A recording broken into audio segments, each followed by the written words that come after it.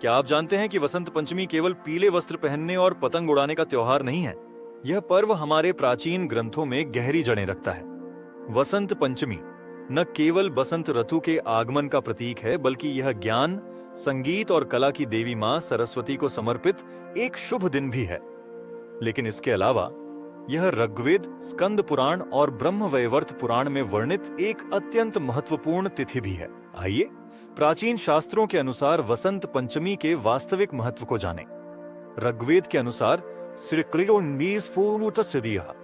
सृष्टि के प्रारंभ में पूरा ब्रह्मांड अराजकता से भरा था। भगवान ब्रह्मा सृष्टि को व्यवस्थित करने के लिए संघर्ष कर रहे थे। तब उन्होंने अपने कमंडल से जल लेकर पूरे ब्रह्मांड में छिड़का।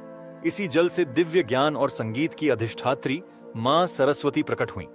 उनकी वीणा की मधुर ध्वनि से पूरे ब्रह्मांड में ज्ञान का प्रकाश फैल गया और सृष्टि में व्यवस्था आ गई। इसीलिए वसंत पंचमी को ज्ञान और प्रकाश के जागरण का पर्व कहा जाता है। स्कंद पुराण के अनुसार वसंत पंचमी वह दिन है जब प्रकृति आनंदित होती है। भगवान विष्णु ने इसे उल्लास और समृद्धि का पर्व घोषित किया। कहा या क्योंकि यह शीत ऋतु की कठोरता के समाप्त होने और जीवन के पुनः जागरण का प्रतीक है। कहा जाता है कि देवगण इस दिन पीले वस्त्र धारण करते हैं, जो ऊर्जा और समृद्धि का प्रतीक है। आज भी इस दिन पीला रंग पहनने की परंपरा इसी पौराणिक कथा से प्रेरित है। शिव पुराण के अनुसार वसंत पंचमी का एक और महत्वपूर्ण प्रसंग भगवान शिव और कामदेव से जुड़ा है। जब माता सती के देह त्याग के बाद भगवान शिव गहन तपस्या में लीन हो गए, तब संसार में संकट छा गया। राक्षस तारकासुर को केवल शिव पुत्र ही पराजित कर सकता था। देवगणों ने शिव को ध्यान से बाहर लाने के लिए प्रेम के देवता कामदेव से प्रार्थना की। वसंत पंचमी के दिन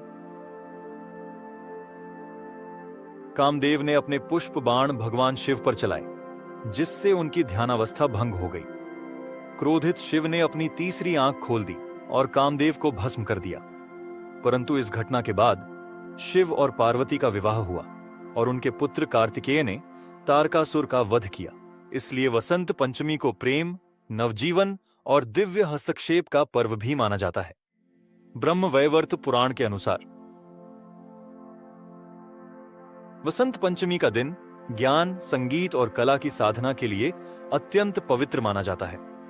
मान्यता है कि इसी दिन महर्षि वाल्मीकि ने रामायण की रचना प्रारंभ की थी और महान संस्कृत कवि कालिदास को देवी सरस्वती का आशीर्वाद प्राप्त हुआ था। इसीलिए इस दिन विद्यार्थी, कलाकार और विद्वान मां सरस्वती की पूजा करते हैं। उनकी कृपा प्राप्त करने के लिए उन्हें सफेद पुष्प, मधु और पीले मिष्ठान अर्पित किए जाते हैं। वसंत पंचमी केवल एक त्योहार नहीं, बल्कि यह सृजन, ज्ञान, प्रेम और नवजीवन का उत्सव है। यह हमें सिखाता है कि अज्ञान का अंधकार केवल ज्ञान के प्रकाश से ही मिट सकता है। यह हमें याद दिलाता है कि प्रेम जीवन की प्रेरणा है और बसंत नई ऊर्जा का संचार करता है। आज जब हम इस पर्व को मनाते हैं, तो हमें चाहिए कि हम ज्ञान प्राप्त करें, कला और संगीत को अपनाएं और अपने जीवन को प्रेम और उत्साह से भरें। अगर आपको इस कथा ने प्रभावित किया, तो कृपया इस चैनल को सब्सक्राइब करें और भी दिव्य कथाओं के लिए जुड़े रहें।